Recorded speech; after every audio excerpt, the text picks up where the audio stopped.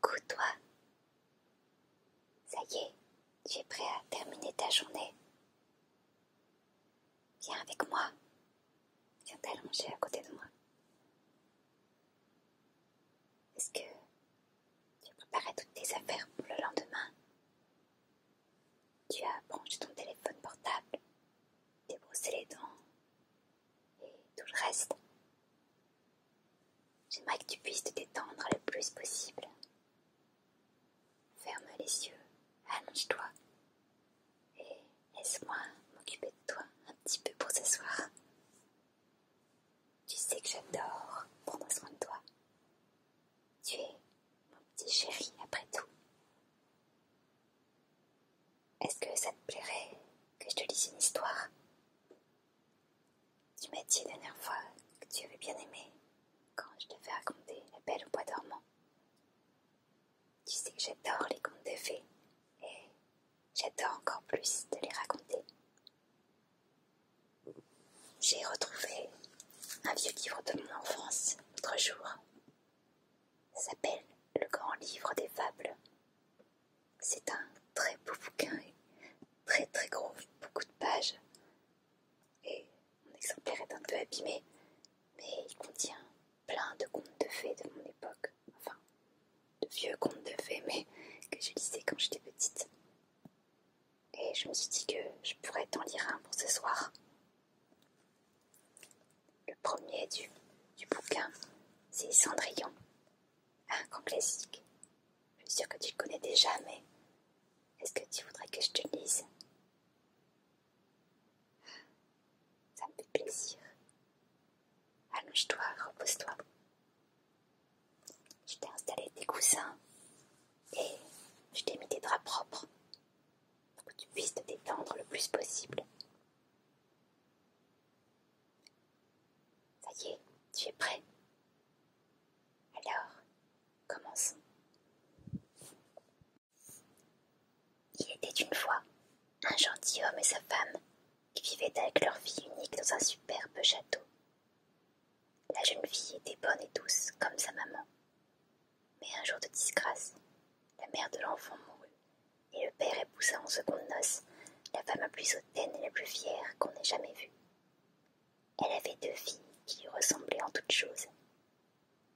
Lorsqu'aussi le père mourut, la pauvre belle fille, qui était détestée à cause de sa grâce et de ses bonnes qualités, fut chargée des plus viles occupations de la maison. Levée avant le jour, elle devait travailler dur depuis le matin jusqu'au soir.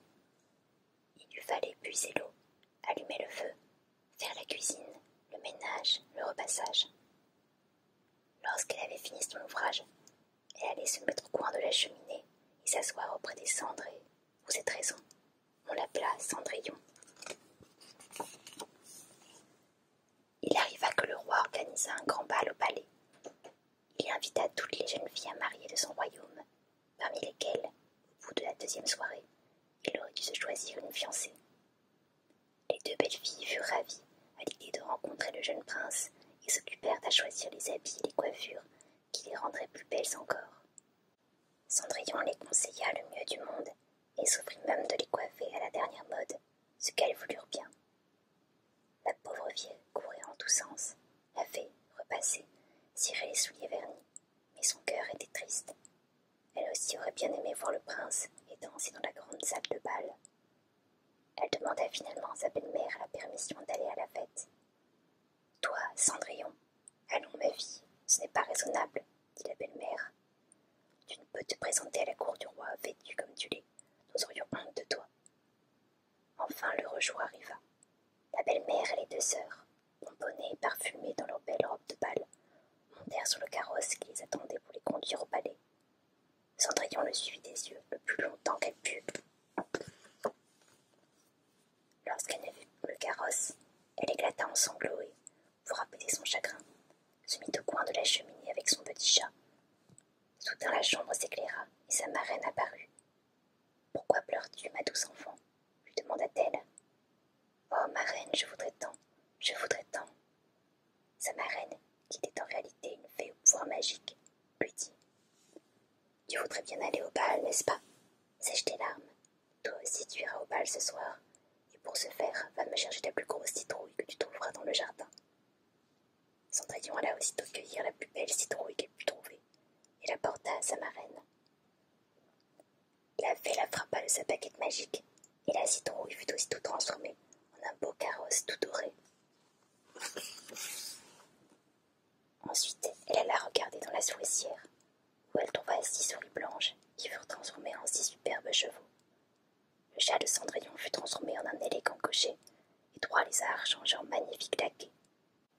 Enfin, la fée fit tourner sa baguette autour de Cendrillon, et ses habits furent changés en des vêtements de drap d'or et d'argent. Ainsi paré, Cendrillon monta dans le carrosse. Mais avant de partir, sa marraine lui fit une recommandation. « Souviens-toi, Cendrillon, où tout ciel au coup de minuit, l'enchantement sera levé. Tout redeviendra comme avant, et tu revêtiras tes misérables habits. » Peu de temps après, le carrosse franchit la grille du palais royal. Les fenêtres étaient grandes ouvertes, et du jardin Cendrillon put admirer la bénéficence des lieux. Cendrillon descendit du carrosse, et des valets de pied s'empressèrent de l'accueillir. L'un d'eux courut prévenir le fils du roi qu'une princesse inconnue venait d'arriver. Le prince se précipita pour la recevoir. Il lui donna la main et la mena dans la salle où toute l'assistance était réunie. À son entrée, il se fit en grand silence. Les invités cessèrent de danser et les musiciens ne jouèrent plus, tant on était attentif à contempler les grandes beautés de cet inconnu. Le fils du roi l'accompagna à la place la plus honorable et resta auprès d'elle toute la soirée. Mais lorsque Cendrillon entendit retentir minuit moins le quart, elle quitta rapidement le palais. Le premier coup de minuit sonnait lorsqu'elle rentra à la maison. Au dernier coup, l'enchantement se leva, et Cendrillon, recouverte à nouveau de ses habits troués, fut prête à ouvrir la porte à sa belle-mère et ses sœurs. Le lendemain, la belle-mère et les 2 sœurs retournèrent au bal. Cendrillon attendit avec confiance et sa marraine apparut à nouveau. L'enchantement se répéta et Cendrillon fut habillée d'une robe encore plus merveilleuse que celle de la soirée précédente. « Souviens-toi de rentrer avant minuit », lui recommanda à nouveau sa marraine. Au palais royal, le prince dansa toute la soirée avec elle. Soudain, le dernier coup de minuit retentit.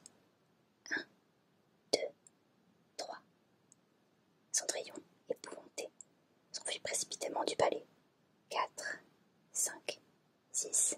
« Attendez-moi, cria le prince, je ne connais même pas votre nom. Et il s'élança après elle. Vite, cocher, s'écria Cendrillon après être montée dans le carrosse. Mais dans sa fuite, elle avait perdu une de ses pantoufles de verre. Le prince la ramassa soigneusement et la serra contre son cœur. Lorsque le dernier coup de minuit retentit, Cendrillon arriva à la maison. Aussitôt le carrosse redevint citrouille, et Cendrillon reprit son apparence de pauvre servante. Elle monta dans sa chambre et s'endormit, le cœur rempli du beau visage du prince. Le lendemain, Cendrillon demanda à ses sœurs si c'était bien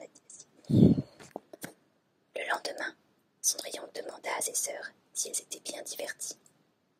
Elles lui racontèrent la venue de la mystérieuse inconnue qui s'était enfuie si précipitamment qu'elle avait laissé tomber une de ses pantoufles de verre, et que le fils du roi était assurément fort amoureux de la belle personne à qui appartenait cette pantoufle. Elles dirent vrai, car, peu de jours après, le prince dit à son père « J'épouserai seulement celle dont le pied pourra chausser parfaitement cette pantoufle de verre. » Le roi envoya alors ses messagers dans toutes les places de la ville. Ils annoncèrent au son des trompettes. Sa Majesté proclame que son fils épousera la jeune fille qui réussira à chausser la pantoufle que le prince a trouvée sur l'escalier du palais royal. Les officiers seront chargés de visiter toutes les maisons pour l'essayer à toutes les dames du royaume. On commença à l'essayer aux princesses, ensuite aux duchesses et à toute la cour, mais inutilement. Les officiers arrivèrent bientôt à la maison de Cendrillon. Les 2 sœurs firent tout leur possible pour faire entrer leurs pieds dans la pantoufle, mais elles ne purent en venir à bout. Cendrillon les regardait. Elle avait reconnu sa pantoufle. « Et moi, Seigneur, puis-je essayer la pantoufle ?» dit-elle timidement. Aussitôt les sœurs se mirent à rire et à se moquer d'elle, mais l'officier répondit « J'ai l'ordre de la faire essayer à toutes les jeunes filles du royaume. » Il fit asseoir Cendrillon qui tendit son petit pied. La glissa sans peine et s'ajusta à la perfection. Nous avons trouvé l'épouse du prince, s'écrièrent les officiers. Alors Cendrillon tira de sa poche autre petite pantoufle de verre qu'elle mit à son pied. Aussitôt la chambre s'éclaira et la marraine apparut. Donnant un coup de baguette magique sur les habits de Cendrillon, elle les fit devenir encore plus somptueux que les précédents. Les deux sœurs, qui étaient